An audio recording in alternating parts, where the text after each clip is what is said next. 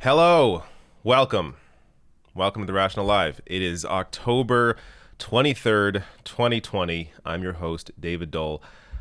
Hell of a show today. I have been putting the work in these past few weeks. This month has been so busy. I've been doing a lot more videos than normal, more live streams than normal. Did the live stream last night during the debate, then broke it down in about a 24-minute video this morning. Make sure you go watch that video, whether it's you already watched it or watch it after the live stream. Check it out. It is a thorough breakdown. I wanted to have a proper breakdown since it was the last debate. No more real debates for, I guess 4 more years. So check it out. Now, before I get into previewing what the show, what I'm going to tackle today, rationalnational.com/join. That's the Patreon page. Help support the show. You can also click join on the YouTube page right now. Help support the show that way, or super chats as well. And there's various ways below the video. There are links, various ways you can help support the show. Keep me going. Help me do this work, as there's a lot. There's a lot to cover right now. It's right before the election. A lot happening. Thank God we avoided a Canadian election very close to one of those happening. I think I would have exploded if there was a Canadian. There's no way I could have covered both an American election and Canadian election properly. So thank God that's not happening. But still, lots to do. But right now, let me break down what to expect today. So as you see in the headline, the headline story being that the U.S. smashes daily COVID-19 record. I'll go into that. I'm going to talk about Mitch McConnell and what's up with him. He has a weird skin condition or something going on with his hand, with his face. Something's happening, and he's not being transparent about it right now. But I'll go into that. Trump getting shut down on a call with a world leader. It's fun to watch. Get into that. A conservative Democrat praises AOC and Bernie. That'll come later. Trump supporting trailer park owner commits felony trying to influence the election. I will showcase that. And also, of course, give you a polling update on where the race currently sits with about, a week and a few days, I guess a week and a half approximately left in this race. And also, is that true? Week and a half? Let me just check my calendar here. I feel like that's true. Wow. Okay.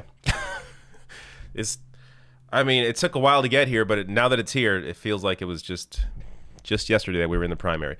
But and I'm also possibly going to tease some other stories that I was not able to flesh out, but ones that I considered covering today.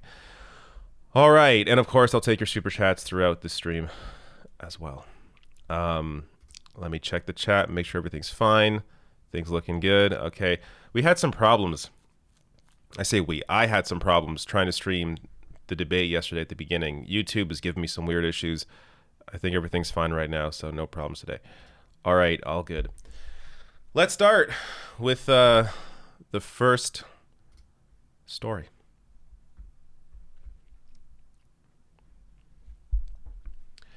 During the final 2020 debate, Donald Trump claimed that we are rounding the corner. The U.S. is rounding the corner on COVID-19 cases. It's just getting better. Well, as with the entire debate, that was a lie. Let me show you the headline here from NBC. Increase in COVID cases sets U.S. record at over 77,000 in one day. A little more detail here. Set the record at, or soared past 77,000, topping the previous high set in July. The benchmark was hit as the pandemic has accelerated at a pace not seen since the summer, and as many local governments have reimposed restrictions to stop the spread of a virus that has killed more than 224,000 people in the U.S., according to the latest tally. And let me just show you the cases here. Daily new confirmed COVID-19 cases per million people. This is the rolling 7-day average, of course, all per capita here. It's always good to give context to these numbers, because the numbers on their own, you could think, well, it's a pandemic. Every country has cases. There's second waves right now in most countries. You see Germany, Canada, Mexico's weird. I don't know what's going on here with this. It's like the complete opposite of every other country, but that's theirs. Japan, they're doing fine. But so other countries, in Europe, Canada, we're seeing increases, a second wave. But that's the U.S. They're still really in the first wave. This is like the third wave of the first wave, and they just set the record today for the most cases. So clearly not rounding the corner, and many things that Trump could have done to stop this and get in line with other countries that were able to bring these numbers down early. Mask mandate, or at the very least, the U.S. had a plan to send out masks to every household. USPS had that plan in place. Trump stopped it. And so Trump stopped that plan. And of course, meaning less people able to access masks, and Trump not taking that seriously from the start led to a wider spread. Also, of course, getting real healthcare to people. The U.S. essentially, the only country here that has no universal healthcare plan. People losing their healthcare because they lost their job. Completely insane system. Didn't provide enough financial support. People needed a universal basic income. The increase in the unemployment and that one-time check, clearly not enough. There is an eviction crisis right now that Americans are facing. 30 to 40 million Americans set to be evicted. Completely crazy. And Trump downplayed the virus the entire time and did not lead. So no, the U.S. is not rounding the corner in terms of COVID-19. All right. There is your first story. Let me open up my Super Chats page here. Also, I'm drinking water today. Normally, I am not drinking water. But I'm in a weirdly positive mood. I don't know why.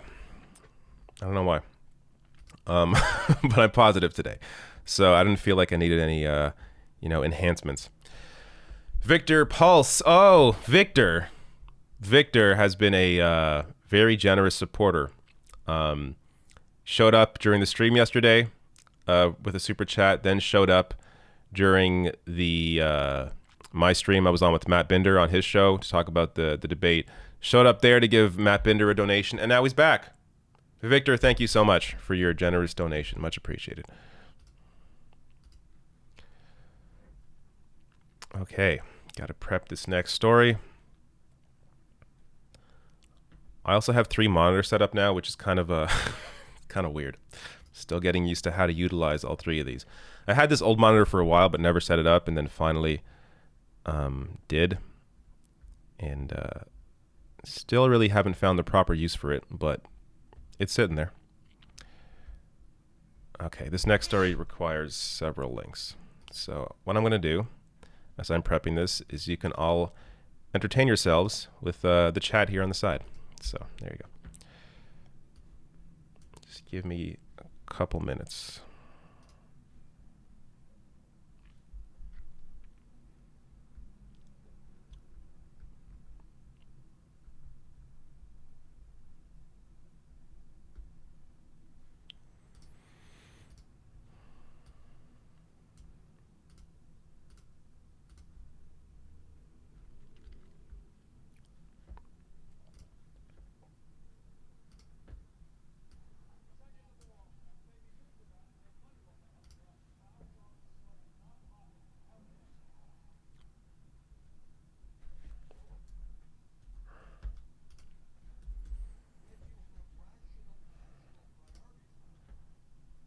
All right, almost ready.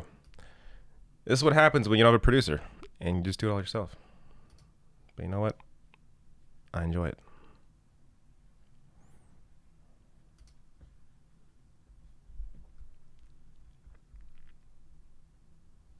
Almost. Okay.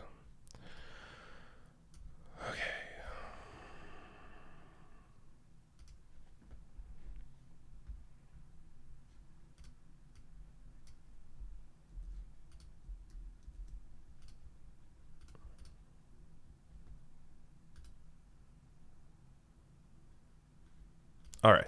Good.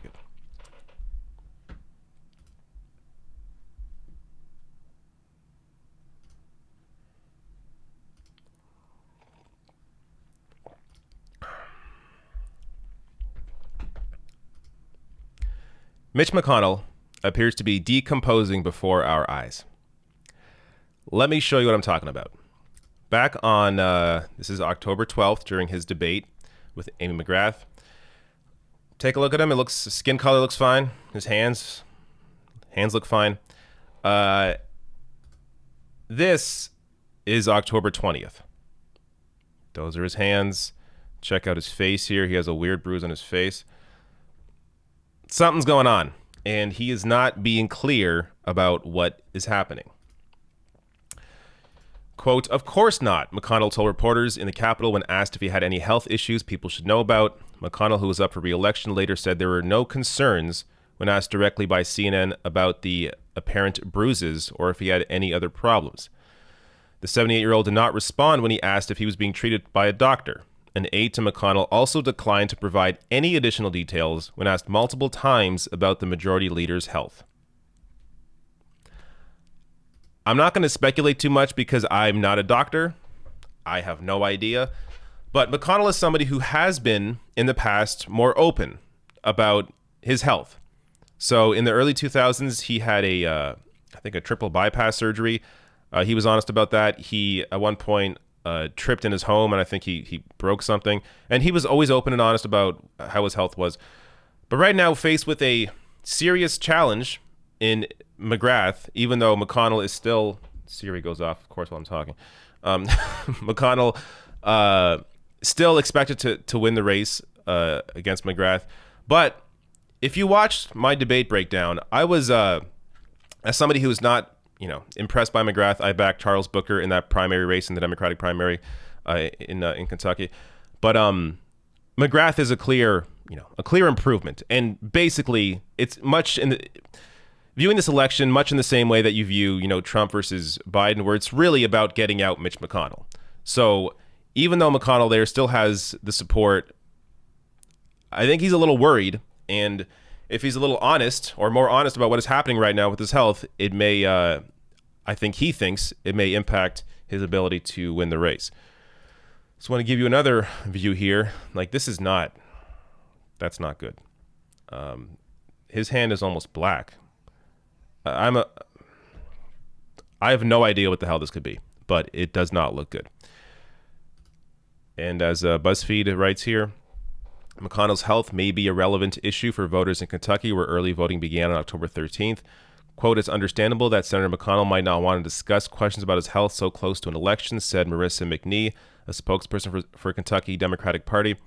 "But as Senate Majority Leader, he is a public figure, which requires more disclosure and transparency than just the average private person."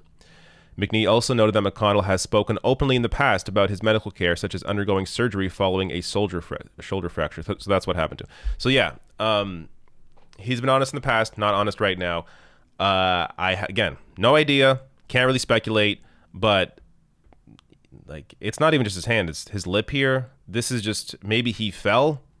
Again, I shouldn't speculate, no idea, but clearly this does not look good.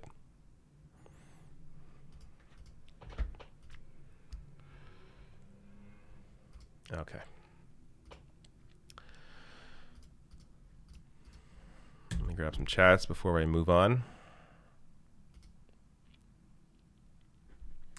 Ken Clive says Donnie spent the entire debate yelling blue sus, and Biden didn't have to do much to corner him. Yeah, I will say, my initial impression of the debate, I think I mentioned this in the breakdown as well, I didn't think Biden did all that well. I thought he was fine, but Trump not interrupting as much, especially at the beginning of the debate, and Biden missing key opportunities to hit Donald Trump. My assumption was this was really just kind of a tie. But then looking at polling coming out of the debate, Data for Progress, CNN, there was another poll I'm forgetting now, but all three of them weighed heavily in Biden's favor. So, good. I think that the issue people like me have, and you watching videos like this as well, more than likely, is that we know too much. So when Trump is attacking Joe Biden over healthcare, for example, we know that Trump has lied for the past 4 years about healthcare. That Trump pretended back in 2015 that he had a plan for healthcare, that he had a plan that would cover everybody. Trump's never had any plan. And Biden just did not go hard enough in many of those cases. But at the end of the day, I think people are just tired of the chaos. A lot of people, a lot of supporters that Trump had in 2016 that wouldn't normally vote for a Republican, those people are now back to voting for Joe Biden. And I think Biden's getting a lot more people out that didn't vote last time because they want to get rid of Donald Trump. So Trump has really, he's invigorated the Democratic Party base more than Joe Biden has, I think. And it's very possible, based on polling, I'll get to a polling breakdown later on in the stream, it's very possible this could be a blowout. And we will see an election day victory for Biden. But I also don't want to get too ahead of myself here. Of course, people have to actually vote, though early voting is up considerably, which is a good sign, but maybe that's early voting in favor of Trump. So who knows? But based on polling, Biden's doing much better in 2020 than Hillary did in 2016. Much, much better. And it's not looking good right now for Trump. 10 Lawn Gnomes, very consistent supporter here. Thank you. Says double dose of Dole within 24 hours. What a treat. Once the election is over, can you do a deep dive into GND and policy/economics on climate change? Also requested on Patreon if this gets lost. Yeah. Sure. Yeah. There will be a lot more time to get deeper on the actual specific issues. Though I've definitely done a breakdown of Green New Deal in the past when Bernie was running on it. But yeah, sure. I'll look into that. I mean, there's going to be a lot to talk about after the election. It really will free up a lot of the time to be able to focus more on these various issues, and for my Canadian audience, do more in Canada as well. All right, pausing there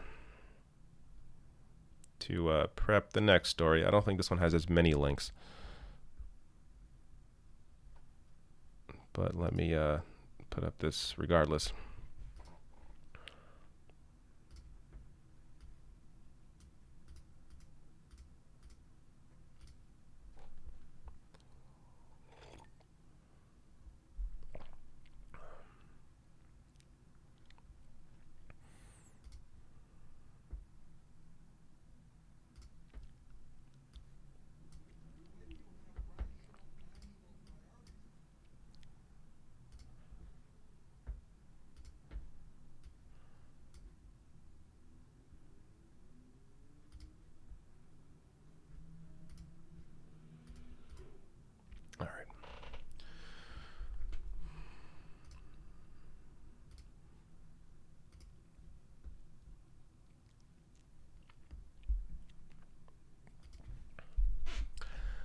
Donald Trump got shut down on a call with a world leader, and it was enjoyable to watch.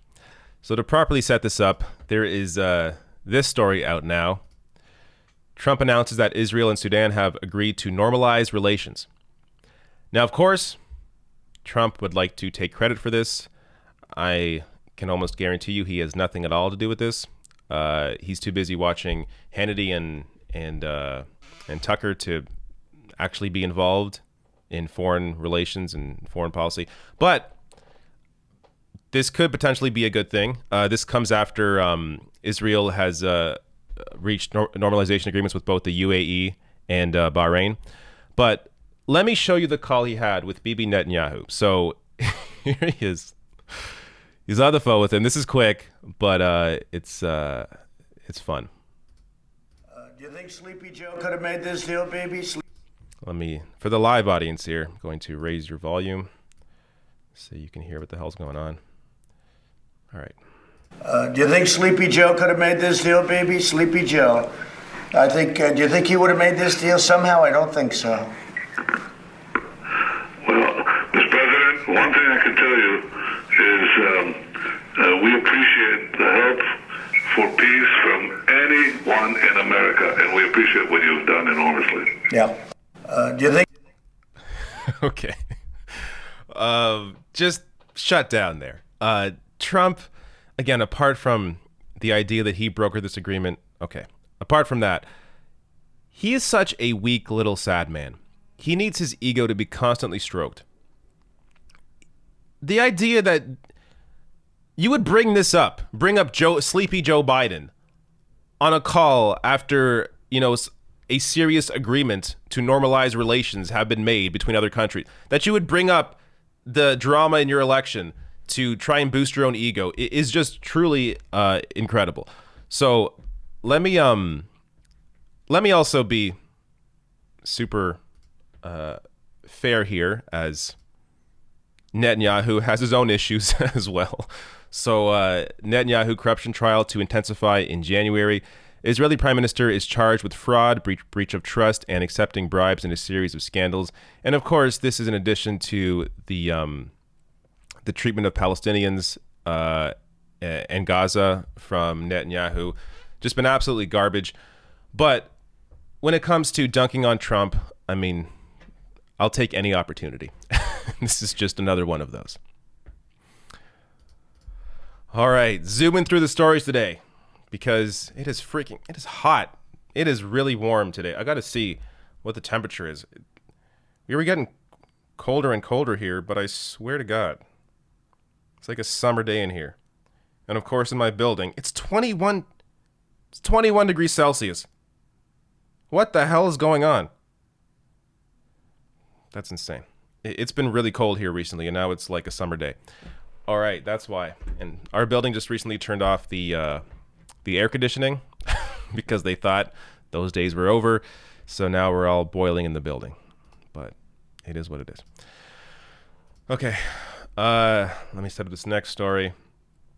Grab a chat if there is any. It is freaking warm. I'm sweating. Suffragium, I'm sure I said your name wrong. Thank you for your super sticker. Thank you so much. Awesome. Also, I want to thank everyone for your support if you showed up last night as well. The stream was fantastic. I had a great time, even though I freaked out a few times. That one question from the moderator about the minimum wage, man. The framing from mainstream media when it comes to economic issues is really, it's always the same. It's always from the view of a capitalist, never from the people that are never from the view of people that are being evicted, are living paycheck to paycheck, have no real financial help. They never take that perspective. But anyways, I'm going off randomly here. Let me prep this next story.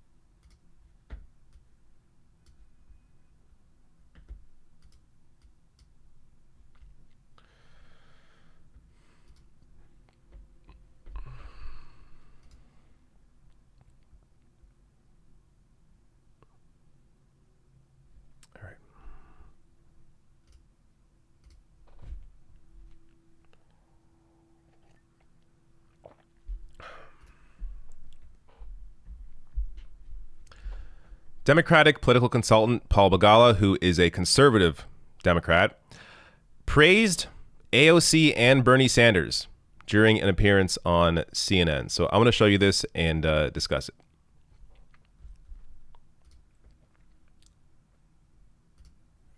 Also, for the live audience, credit here to Case Study QB, always breaking down the clips.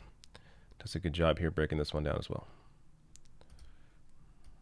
Ask my kids what this was. Congresswoman Alexandria Ocasio-Cortez last night held a huge Get Out the Vote event. It was on Twitch.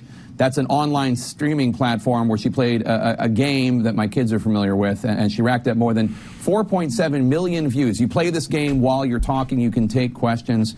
I mean, she's the first politician in the federal government I know to do something like this. What do you make of it? Just brilliant. It is brilliant.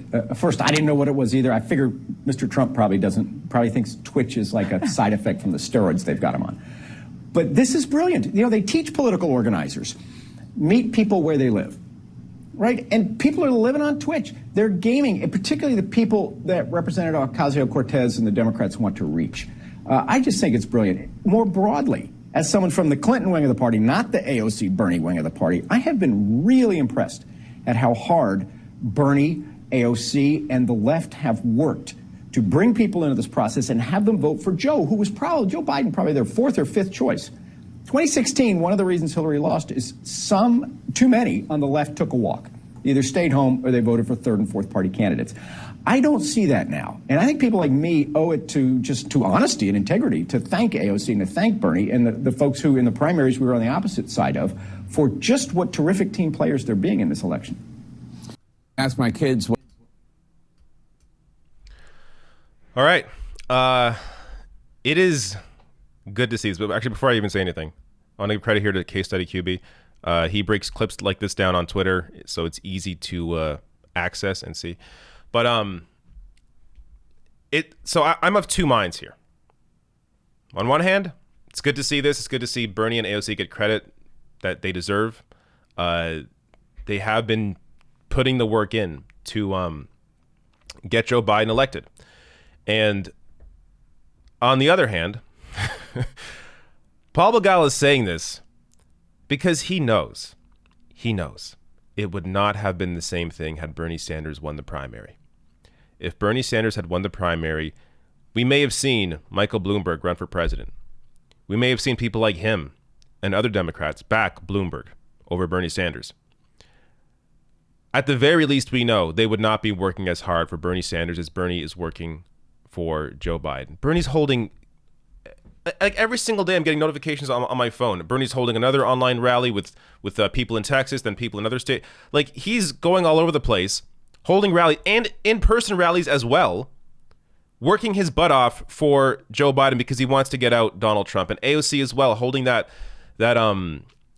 joining that game on Twitch with Hassan and others and raising awareness and getting people to create a plan to vote. Brilliant strategy. But also, as somebody pointed out in this thread, I want to give them credit here as well, Sebastian. I've used this clip, shown this clip a million times as well. But Paul Begala shouldn't be impressed or surprised because this is just what Bernie Sanders does. Back in 2016, Bernie worked his ass off for Hillary Clinton as well. There is this misconception, this idea you often hear repeated on CNN and MSNBC that Bernie Sanders didn't work for Hillary or didn't work hard to get Hillary elected. Bullshit. Here is Rachel Maddow in 2016 discussing the work that Bernie is putting in for Hillary Clinton. Well, he's been working his heart out. It's true. He started campaigning for Clinton really in earnest, basically as a full-time gig a couple of weeks ago. He appears really to be flooring it for Hillary Clinton. Over the first 5 days Bernie Sanders spent on the campaign trail for Hillary Clinton, over 5 days, he did 14 events for her. Minnesota, Iowa, Wisconsin, Michigan, Maine, New Hampshire, Pennsylvania, 14 events in 5 days. Yesterday and today and tonight, he's stumping for Hillary Clinton in Colorado. On Wednesday, he's going to Nevada for her. Tomorrow, though, he is spending all day and all night in Red State, Arizona. Bernie Sanders doing a rally for Clinton tomorrow in Flagstaff at 2:30. Then he's doing another rally for Clinton in Tucson at 7. Well, he's been working. That's the reality. Bernie actually cares about people. He cares about lessening the blow, even if it means it's not him that's going to be president. He cared back in 2016 when it was about ensuring that Donald Trump didn't win, and he cares now ensuring that Donald Trump doesn't get another 4 years. There is nobody, I dare you to try and name any politician that has worked harder to get Joe Biden elected than Bernie Sanders. And this is something that he rarely ever gets credit for. So while I am of two minds of this Paul Begala clip, I am glad that there's at least some recognition here of the work that Bernie Sanders is putting in.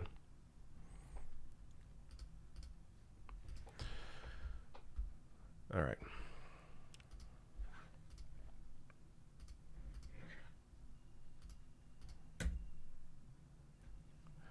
This may be a short live stream today, which would be welcomed because I've worked too much this week.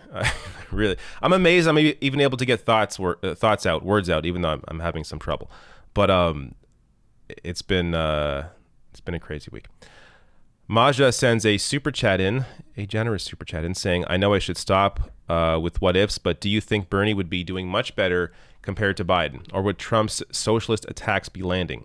Part of me thinks Biden being a centrist is helpful right now."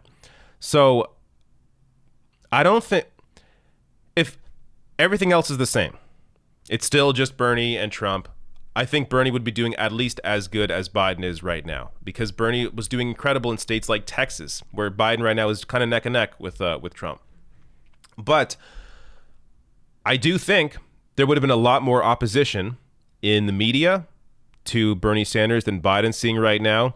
There would have been a lot more opposition to Bernie from the Democratic Party in general than you're seeing. I mean, you're seeing no opposition to Biden from Democratic Party.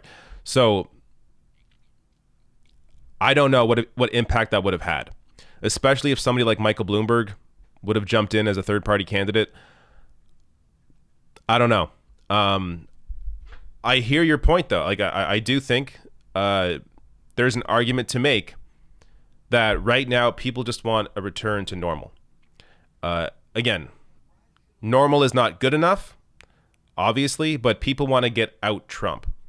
So I'm not even really sure it's necessarily about Biden or Bernie. I think it's more about Trump and his disaster on COVID-19. Also, something I've thought about. In that first debate, when Trump likely had COVID while he was on stage with Joe Biden, it's possible if that was Bernie in that debate and not Joe Biden, it's possible Bernie could have gotten COVID-19 from Donald Trump. So, we may have dodged a bullet in that sense. But again, these are all what ifs, right? This is all just pure speculation. We have Bernie, if it was Bernie right now, he could be leading by 30 points. Like, we really have no idea. So this is, of course, as you say, it's all just what ifs, all just kind of fun games. But there is something to say for the fact that Biden's doing really well right now, and people just want to get out Trump. And whatever Biden says and does, as long as he maintains and isn't completely insane like Trump is, he'll do just fine. So that's really what this election's about. It's about getting out Trump. Some fat loser with no friend, that's a really sad name, sends me a super sticker with sunglasses. Thank you. Thank you so much. Maja says, P.S. Thank you, David, for all your coverage. Keep talking about Medicare for All and everything Bernie is still fighting for. Oh, I will. And as I said in my video yesterday on Biden and Bernie, Bernie's campaign is not over. It's continuing into his fight against Joe Biden. So if you didn't watch that video yesterday, you should. It was a clip from The Hill's interview with Bernie. He teased his 100-day plan that he's going to have. Name another. Is this normal? Name any other candidate where they lose an election, lose a primary, and are going to have their own 100-day plan apart from the president's own 100-day plan. And that's because Bernie is a rare politician in the sense that he actually cares about the issues. He actually cares about people. This isn't about him chasing power. He wants to ensure people are given help. So he's going to lay out his plan to fight a Biden administration. And you have people now that you didn't have before.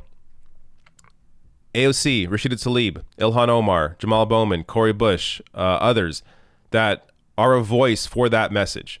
And those voices are stifled under GOP leadership. Like when you have Trump in the White House and a GOP Senate, there's not much those progressives in the House can do. But when you have a Democratic White House, Democratic Senate, all of a sudden the debate no longer is fascism and neoliberalism. It's neoliberalism versus democratic socialism. And that's what I'm looking forward to.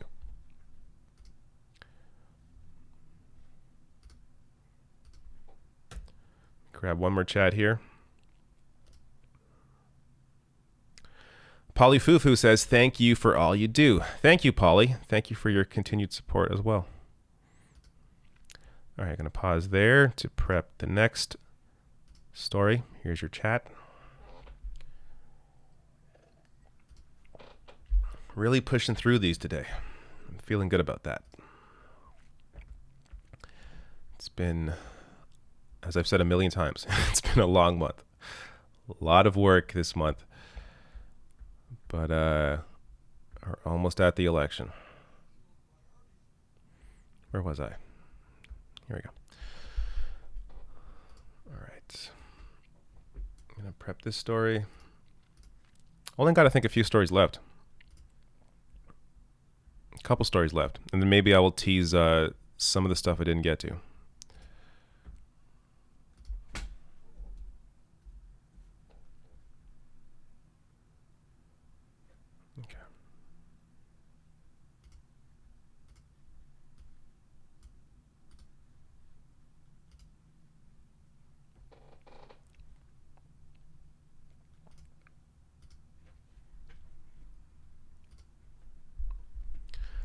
The landlord of a trailer park in Colorado threatened his tenants with higher rent if Joe Biden wins the election. Now, I'll get to whether this is illegal or not. I think you know the answer already based on my framing of that question. But let me play this video for you. So this is K9 News here in Colorado breaking this down. Check out their coverage of this. Several people who live at a trailer park in Fort Mo. For the live audience here, this is incredible. This is a local news station that does not know how to peak their audio. You got to hit minus 6 dB. Remember that, kids. Minus 6 dB. That should be your peak. They are nowhere near that. Several people who live at a trailer park in Fort Morgan sent us... No, I'm not satisfied with this. All right, let's go. Several people who live at a trailer park in Fort Morgan sent us emails about a potential form of voter suppression that landed on their doorsteps last night. It's this letter, allegedly signed by a landlord of the mobile home park, saying that a vote for Democratic candidate Joe Biden would be voting for a big increase in their rent. It says in part, in all caps, if Trump wins, we all win. If Biden wins, we all lose. 9 News reporter Liz Kotelik has the story. I was like, are you serious? My mom was completely shocked. She's like, this can't be possible. Cindy Marquez translated the note to her Spanish-speaking parents. It's addressed to all tenants at Ed Pagel's trailer park in Fort Morgan and looks to be signed by their landlord. So he basically told us that if Biden won, our rent was going to double. Because the price of everything will be increased, the letter says. Taxes, utilities, gasoline, groceries. But if the current president is reelected, rent will not be raised for at least 2 years. We can't control how the whole election goes. We can't control what everybody else does, you know? I mean, we can't control the results. The obvious question here, is this legal? We reached out to the Secretary of State's office, who told us they received a complaint and they're passing it along to the Attorney General. Voting is your choice, the letter says. We're just informing our tenants what we will do according to the results. Our family lives paycheck to paycheck, and right now, like, we barely make things out with what we get, with what my dad gets. So an increased rent will not cut it for Cindy's family. She says others in the mobile home park would not be able to afford to stay either. She says her neighbors are confused and worried as Election Day gets closer. It was mainly, like, hurtful, you know? How could someone say something like that or like, basically threaten us according to something that we can't control? Liz Kotelik, 9. So this is obvious voter intimidation. You can't do this. It is, it's stunning to me what people think they can just get away with. Colorado Secretary of State here tweeting out, reminder, voter intimidation is illegal. Illegal. Everywhere in Colorado. It is against the law to impede, prevent, or interfere with a person's right to vote. This includes efforts to intimidate, threaten, or coerce in a way that interferes with a person's ability to vote. You wonder why, I mean, the real fight here, and this isn't even just in this story, but generally, the real fight is the capitalists versus everyone else. The people that have land, have property, own businesses, and everybody else. Now, yes, there are, of course, people in that sect of people that are struggling as well. There are small business owners that are struggling. But understand, when the government discusses, or like someone like Trump says, we got to work with work for the small business owner. We're going to help them. Those are all dog whistles to large business owners. When it comes to the kind of help that massive companies get compared to small companies, it is night and day. So this is like the perfect example of how those with power, those with money, use the power that they have to try and intimidate and force others into positions that ultimately just benefit them. So I'm not sure what the outcome of this is. I'm not sure if he's going to face any charges or not, but clearly this was illegal, and don't let anybody intimidate you into voting a certain way.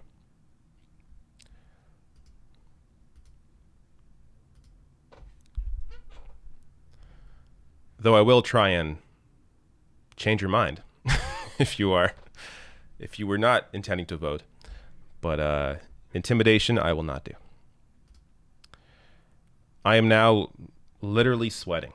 My forehead is sweating. Why is it so warm today? I wasn't ready for this. Jesus. Okay.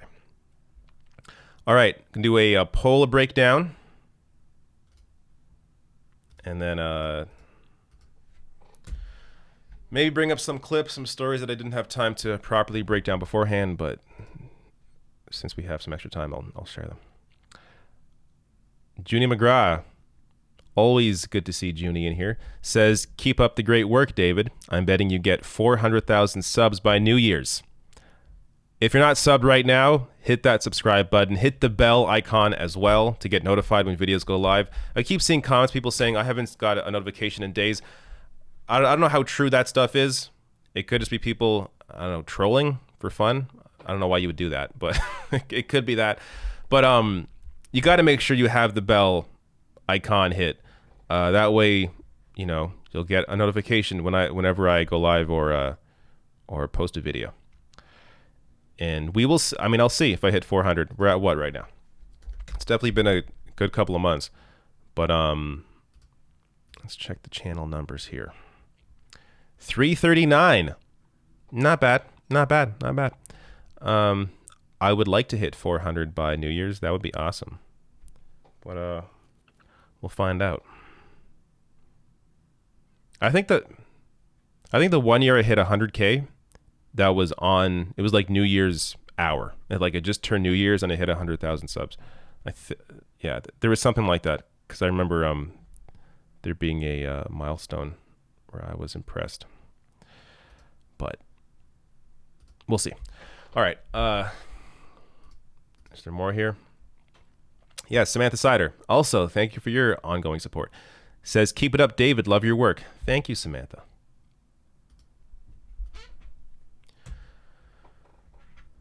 Ultimately, what I would love is once this election is over, jump on Twitch and just play games for like 8 hours. Actually, I'm not even sure if I want to do that, but I would like the freedom to do that, to not have to just be stuck in this all day. But also, this is fulfilling in a way that just playing games on Twitch is not fulfilling.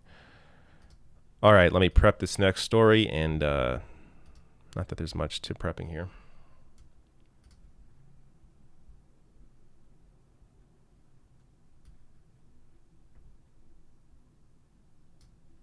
All right.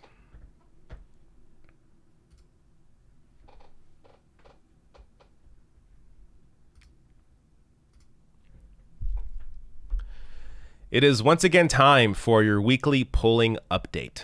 We are, a week and a few days till the election?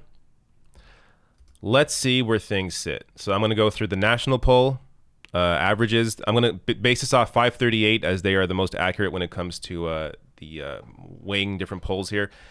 And I'm also going to go state by state, at least in terms of battleground states, to see where everything sits.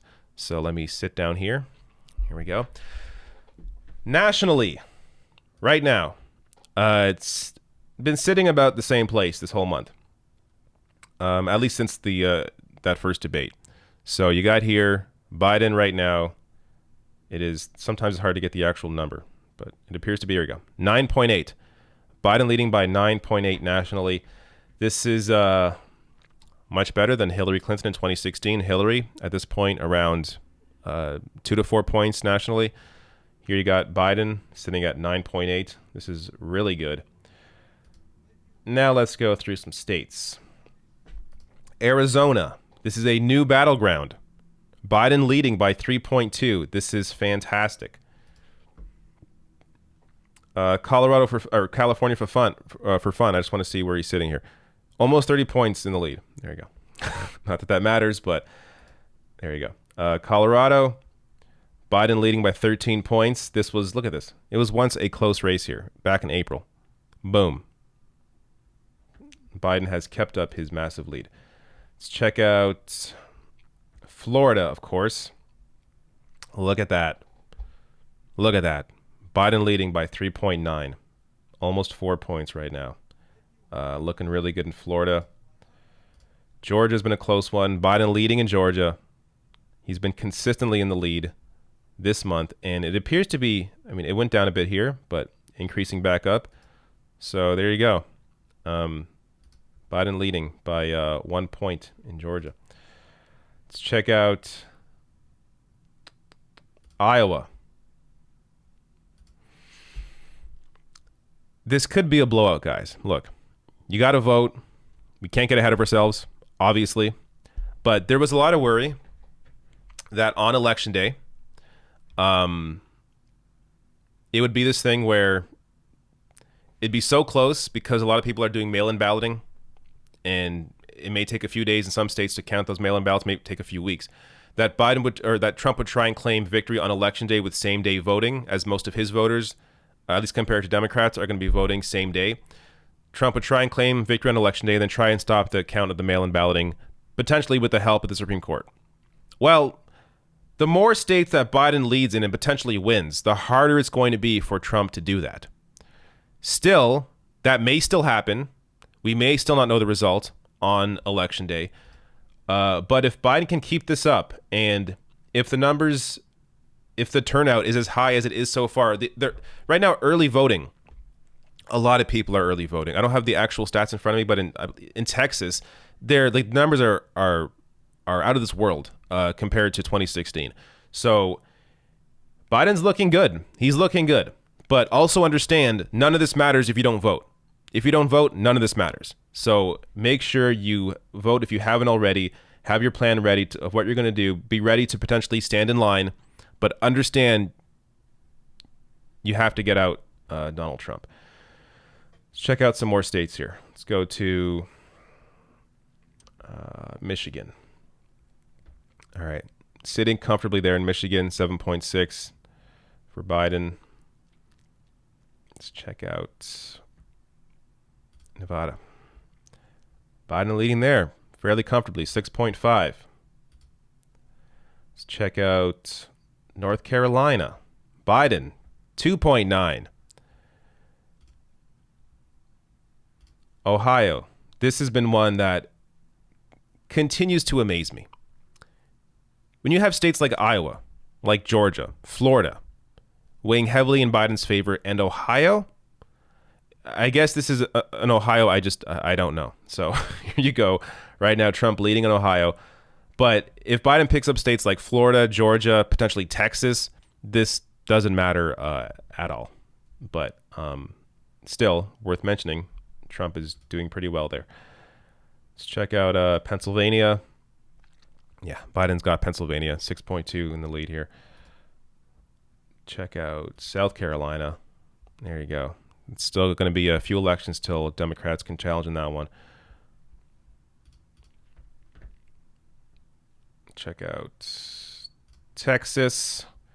Real close. Look at this tightening. It was wider here. Trump leading by 1.7 earlier in mid-October. As the days go, people are like, you know what? I don't think so. So it's real close. Real close. And there's a potential as well that, back in 2016, polling benefited Trump because Trump brought out a lot of people who didn't normally vote. Now, there's a strong potential that may be Biden's advantage, as there's a lot of Democratic voters who didn't vote in 2016. A lot of people haven't voted in general for decades.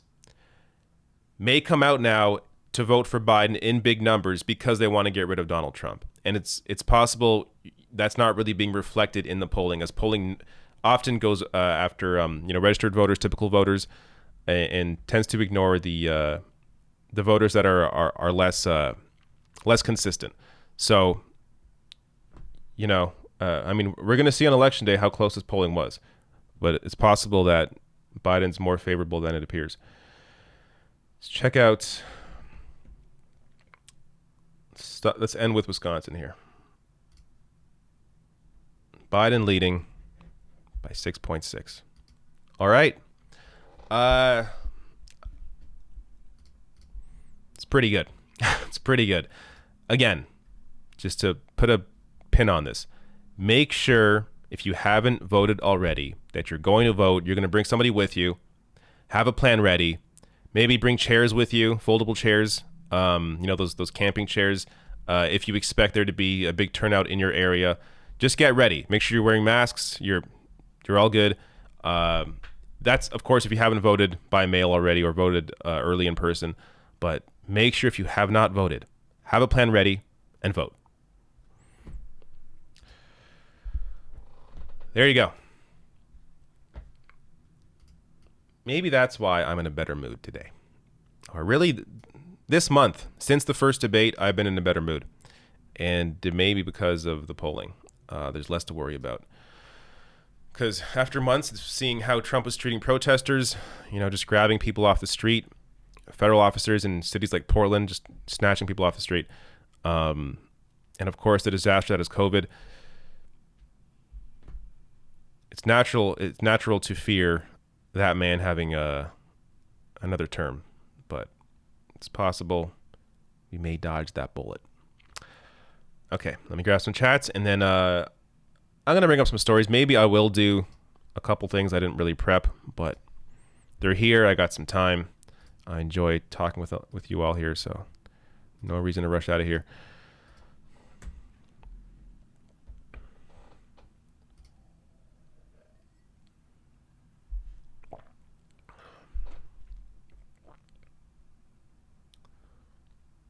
Where was I? A lot of chats have come in since then. Here you go. Victor Pulse again says, see, there's no story about leftists doing this kind of voter intimidation to Trumpists. Yeah, you're right. I should have brought that up. Find me. I guess there's a potential there could be, but find me the landlord that is like, if Trump wins, your rent's going up. I don't think, Biden is a capitalist, so it's not out of the question. But I just think it's a lot less likely to see a Biden supporter try and intimidate voters in that way.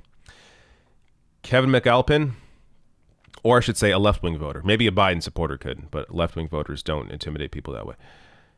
Kevin McAlpin says, come to Georgia if you want actual heat. Snowflake. I would like some snowflakes. It's October, so I shouldn't be surprised that it's still kind of warm, but the reason I'm surprised is because it was cold this entire month up until today. Anna Jackson says, hi, David. The news sucks and Halloween is coming up. Next Friday should be dedicated to crazy Halloween stories. A lot of us got dorky stories. I have my Halloween shirt. There's a shirt I wear once a year. It's actually a pretty nice shirt. I should wear it more often, but it's my Halloween my Halloween plaid. I'll be wearing that on next Friday's show. That'd be fun. If you want to send in some super chat spooky stories, whatever you can fit into the characters you have here, 140 characters, spooky stories, then please do. Matt W. says, sweaty brow, climate change. You nailed it. That's what it is. Tyler Cross says, I voted for Biden in person today in Indiana. Amazing.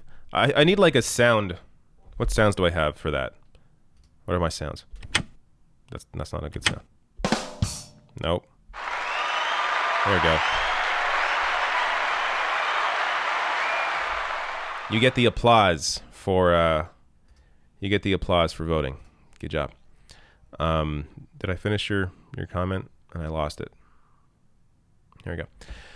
I voted for Biden in person today in Indiana. It was a 2-hour line. I hope I don't get sick, but it was worth it. I hope to see the left make gains. There you go. Thank you, Tyler, for your message. I'm glad you shared that with us and you thought it was worth it. Good. It definitely is worth it. You got to change the system, though, guys. Like, I've never waited more than 5 minutes to vote in Canada. It's always been an easy process. Never had a problem. It's hard to argue that you have a real democracy if there's voter suppression, if there's a lack of places to vote. Democrats have to work to change that, and the left at large, movements, politicians have to push the Democratic Party to make some serious changes to how elections work. Coeli Walker says, Kimori Amy, where are the martyrs when you need them? I don't know. Adam Bryceland says, hey, David, here's an early Halloween joke. Guy calls pizza place and says, I want to order a large pizza with pineapple mustard and your skin. LOL. What? I will say, though, I like pineapple on a pizza. I know, I'm sorry. I like Hawaiian pizza, which is a Canadian invention. I don't know why the hell it's called Hawaiian pizza, but it's a Canadian invention, Hawaiian pizza. But I stopped eating meat, so I don't have it anymore. But if there's a place that has a proper ham replacement on a Hawaiian pizza, I will totally eat that. Coeli Walker says, Obama gave us Trump, Biden would give us not that shitter again. I don't know what that means. You know what Obama gave us? Bernie Sanders. After 8 years of Obama and a disappointment that he was to the left, you had Bernie Sanders come out of nowhere and almost defeat the most powerful politician in the country. Hillary Clinton had an entire machine behind her. All Trump did was lower the bar to the point that Joe Biden is an acceptable nominee. Unfortunately, that's just the fact. There's been no benefit in that sense with Trump, and really it's caused us to have to refight fights we already won. The Iran deal, climate change. Coronavirus is the obvious disaster, but rolling back 100 environmental protections under Trump. We can go down there is so much that I forget most of it. Biden would be an obvious improvement. At the very least, he would stop the bleeding. Not to mention the cultural impact. You've seen the rise of white supremacy under Donald Trump, the rise in hate crimes under Trump, right-wing terrorism, the most common form of terrorism. It is massive right now under Trump, has grown considerably under Trump. That would obviously end with different leadership. So, there's some real potential here to stop the bleeding and actually have a debate between neoliberalism and democratic socialism. As I've said before in the past, vote for the person you rather fight. I'd rather fight a neoliberal than fight a fascist. It's a lot easier to fight a neoliberal, and they're also closer to your position than a fascist is. So definitely, I'm looking forward to that fight next year, assuming, of course, Biden wins. Okay, let me grab. I'm going to put a short pause on the super chats, but send more in just to do a Dave Rubin clip, because why not? Why not? I didn't prep this at all, but we're just going to play this and laugh at it together. How about that?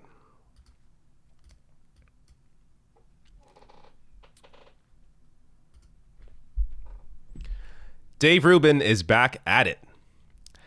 He was on a show to discuss scientists. Why you cannot trust scientists. Watch this. Well, if we're going to say trust the scientists. What's with these places and the audio levels? Come on, people. Well, if we're going to say trust the scientists, which is a silly notion, right? There's a lot of evil scientists out there. There's a lot of bad guy scientists out there. Have you ever seen a science fiction movie? Not every scientist is right about everything. And by the way, you know what happens in science? You're not going to believe this, guys. There are often discoveries that then get debunked by things after that as we get finer instruments and more information and the rest of it. Science is often in the business of debunking science. That's the beautiful thing, So this is the dumbest man alive. He really is. The dumbest man alive. If he is doing this show with any kind of, if he is presenting this information as somebody who is trying to be serious and isn't just a parody of himself, the dumbest man alive.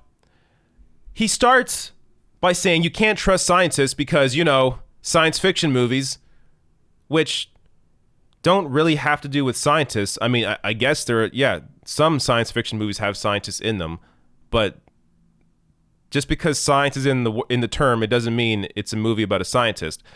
But anyways, the evil scientists he's talking about are, people that work for companies like Exxon and fossil fuel companies that tried to, or back in the day, cigarette companies trying to act like, oh, actually, cigarettes are good for your health because they're exercise for your lungs. Those are the bad scientists.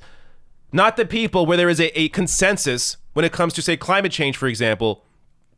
There is a reason why consensus matters. Because the outliers are being paid by certain corporations, individuals to push a certain agenda. So you have a consensus of science to show you what the actual reality is. But then by the end of the clip, he steps on his own message by saying, well, scientists, they debunk other scientists, and that's how science works.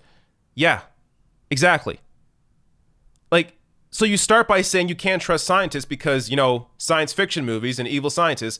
And then by the end of it, he's describing why you can and should trust scientists. I don't know who watches this show.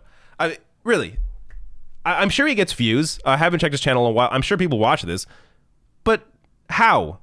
Why? What do you get from this? At least, at least some other people on the right have, some charisma. They have something going on, or they have a good lie. They're able to, Ben Shapiro is really good at manipulating statistics and perspectives to act like, the data is actually in his favor when it's not. Rubin has none of that. Rubin is just a talentless hack who used to work for the Young Turks, pretended the entire time that he was progressive. He never really had any ideology because he's probably a sociopath who's just here to make money. So he just went where the money got him, and ultimately I think it's going to destroy his career because now he's had to go to The Blaze to continue his show. Are people really watching him on The Blaze? Are people watching The Blaze? I think Rubin is ultimately going to end up, fast forward 5 years, I don't think he's doing this anymore. He's either maybe gone back to the left. Oh, why I left the right now and I'm back to the left because he realized this wasn't a way to make money. He's going to find some other way to do something else because if he keeps going the way he's going, this career is just not going to work out. Man. Oh, God. I should have prepped that story more to have more arguments, but Jesus Christ. That man's brain is something special. All right. Wow, the chat is going a mile a minute. Should have turned on the, whatever it's called. The thing where I slow the chat down. Slow chat? I think it's just called slow chat. Let me do that actually right now. It's going a little too crazy. Slow mode. There you go. Stop freaking out. All right. So there's something else that I wish I have been able to cover in depth. Just haven't been able to, and honestly, it takes... I feel like I'm not in the correct position to cover this properly. But I want to bring it up because it is an important story that's gone on this week. There's a dispute over lobster fishery in Nova Scotia. I'm going to show you what I would have referenced had I done this story properly, but CBC News has a couple of good videos on this. If you want to know more about what is happening there, check out, you can check out this story, what's behind the violent dispute over a Nova Scotia lobster fishery. There's another one that they follow up with. Like, CBC is usually pretty good when it comes to... whenever I talk about the media and complimenting them ever, I feel wrong about doing so because, of course, you can point to something where they didn't do it properly. But when it comes to this story, they are doing a fairly solid job at representing what's going on there. This other one here, MPs holding emergency debate over violence. I am on screen, right? Yeah. I'm not even on the friggin'... Okay. Here you go. This is what I'm going to show you. So the first video. What's behind the violent dispute over Nova Scotia lobster fishery? And then MPs hold emergency debate over violent Nova Scotia lobster fishery dispute. So if this story continues, and it may into next week, I'm going to try to put something together for this. It's just been a bad week for this. With everything going on during the election, it's just hard for me to dive into this. But it's an important story. I want you to know that if you want to know more about this, look up these videos and find places that are reporting on this, because there is some Ricochet as well, actually. I'm sure Ricochet has a story on this. There is some fantastic reporting from Canadians on this. If you want some Canadian journalism, Ricochet is a great place. Passage as well. Read passage.ca, I think. .com. Readpassage.com, also a great Canadian resource.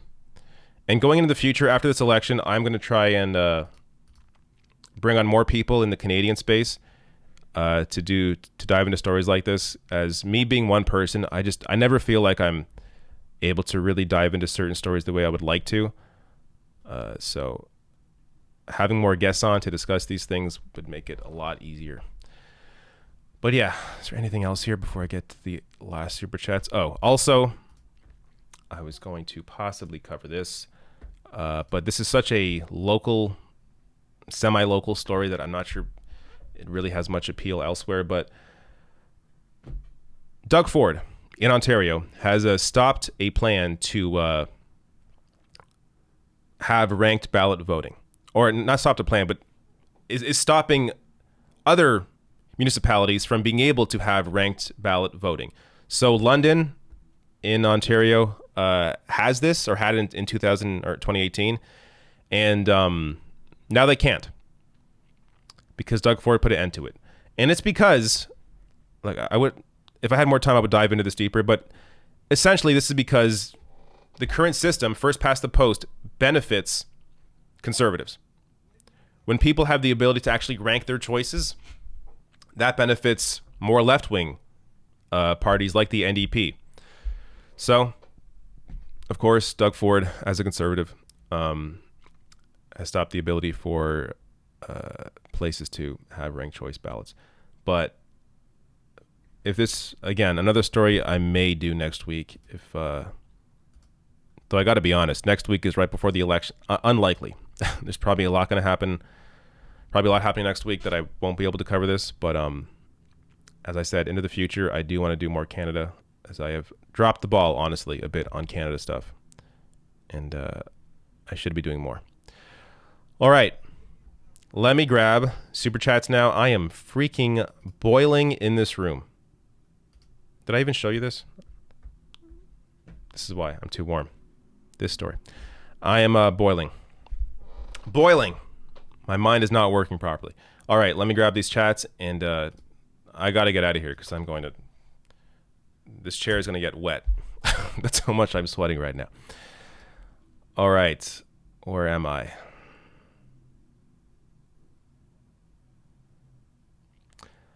Tomas Mundo, thank you for your super chat. Ryan Sipe says, Oregonian voter here. Voted for, did I say that right? Oregonian? I think I did. Voted for drug decriminalization and treatment plus psilocybin therapy. I hope these state measures pass. 4 states will vote on recreational marijuana legislation. Thank you for bringing this up. Yes. Ballot measures. I've made notes about doing a potential story on this stuff, though maybe it's late now with early voting. But psilocybin, if you have psilocybin on the ballot, make sure you vote that in. You look into research on it.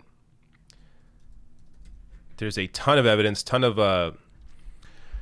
there's peer-reviewed studies showing the benefits of psilocybin on mental health. So I'm glad to see some states are pushing to decriminalize that, or potentially legalize treatment, therapy. So good to see that continue. As I think a couple places already have legalized that. Colorado, someplace in Colorado, I think. Denver potentially did legalize psilocybin or decriminalized it. I forget exactly. I don't want to I don't want to say anything where I'm wrong, but I think 1 or 2 cities in the U.S. have already done this, so it's good to see that that's continuing. This thing on the left says, David, in your opinion, who is better suited to be the 2024 progressive candidate, Nina Turner or AOC? Both are great, but which is more likely to occur? More likely?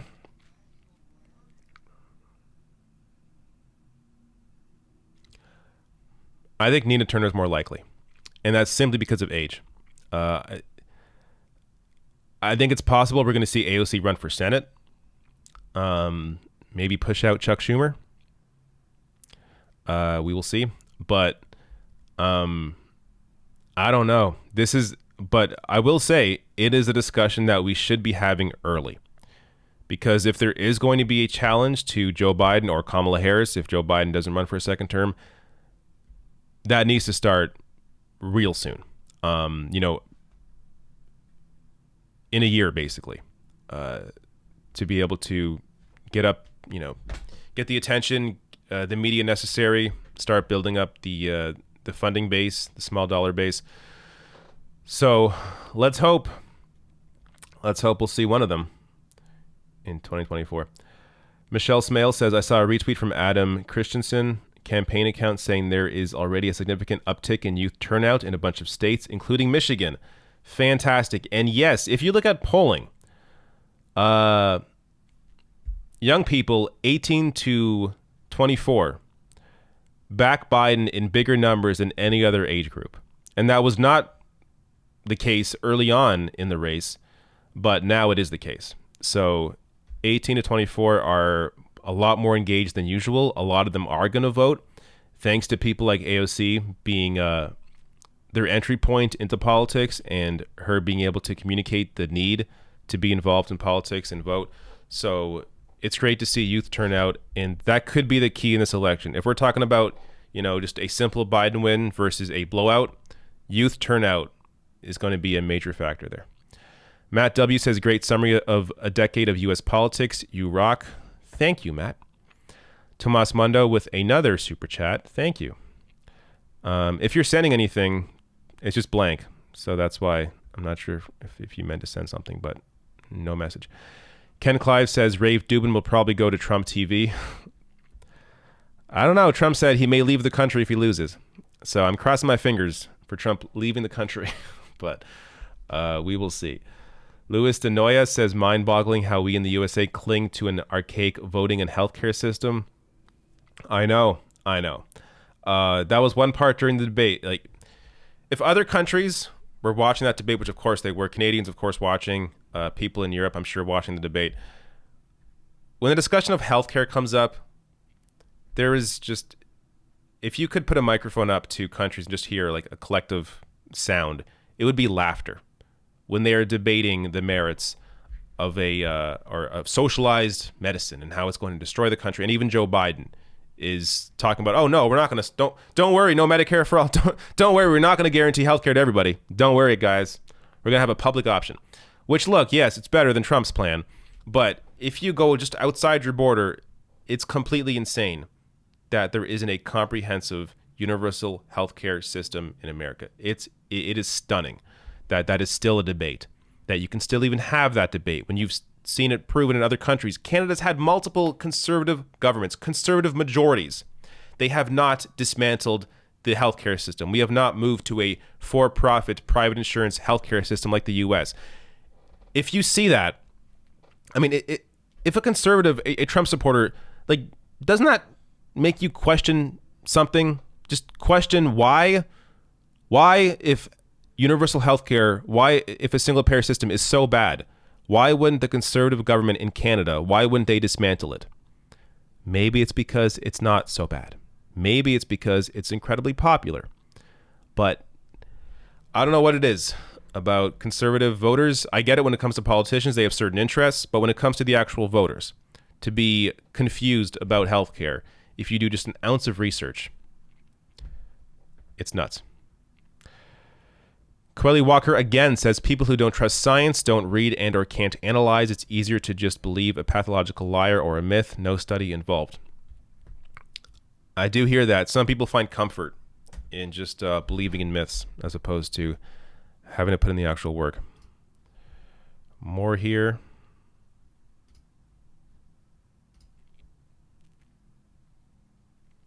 Maja says, will you do live election coverage on November 3rd? You bet. Of course. Of course. Now, the problem I have is that I want to be looking at what's happening in certain cable news stations. So I want to check out, what Fox is saying, what MSNBC is saying, CNN is saying. I don't know. Even though it falls under fair use and it's perfectly fine, but the way YouTube always sides with the copyright holders, I don't know if I can do that on YouTube. So it may be I may have to jump back and forth between Twitch and YouTube, depending on what I'm doing in that couple hours or so. So I haven't decided yet how I'm going to tackle that. But regardless, I'm either going to be on YouTube or Twitch or both on Election Day. So all you got to do is tune in. The Twitch channel, link below the video in the description box, twitch.tv/TheRationalNational. Follow me on there as well. You'll be notified if I go live there.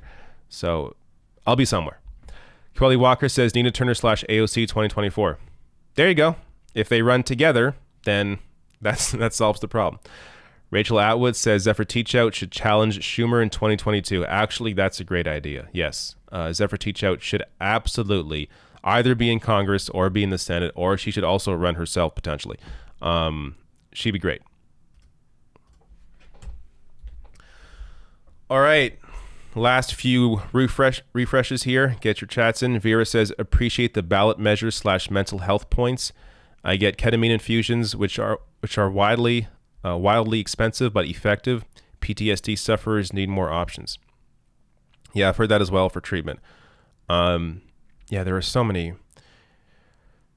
ways to treat, especially mental health issues that are where you're not relying on taking a pill every day. Like when it comes to psilocybin treatment that I was talking about earlier, that lasts for about 18 months. One treatment, one session lasts for 18 months and could last forever for many people. So when we're talking about ketamine as well, I think is one of those where it has long-term health impacts, and it's just a single treatment. There has to be a lot more. I was going to say research, but the research has been done. There has to be more of a push to get this stuff through. And ultimately, what's holding it back is the for-profit healthcare system. Pharmaceutical companies. They like the fact that people are on a pill every day because that means they get more money in that process. If you have a treatment that's, one treatment for 18 months, not making much money there. Especially if it is a natural medicine, the way psilocybin is, it's a lot tougher for these companies to be able to monetize that in some way. So there's always going to be that constant fight. Also, thank you, Vera, for the very generous super chat. Much appreciated.